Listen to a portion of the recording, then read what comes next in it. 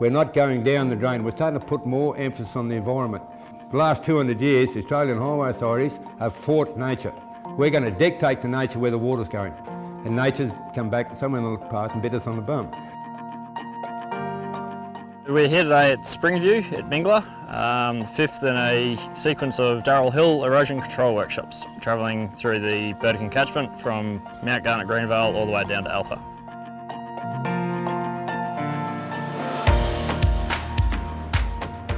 I'm from Warrawee Station. We're 60 k's out of the towers. It's approximately 90,000 acres. We have a lot of internal roads, and hence that's why I'm doing a second lap at the course to make sure that I'm getting the technique right. And I've brought my youngest daughter with me as well to learn how to do it, because Darrell does a really simple way of explaining it and getting it to work well.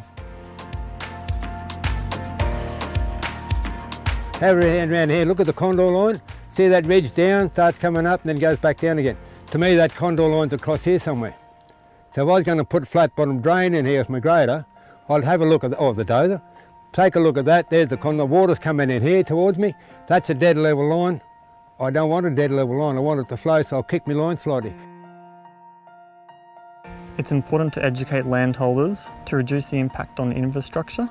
So we're using a bunch of different machines to demonstrate how certain banks and erosion control structures can slow the flow of water to reduce erosion runoff during heavy rainfall events. We've been lucky enough to get over a metre of rain in the last few weeks.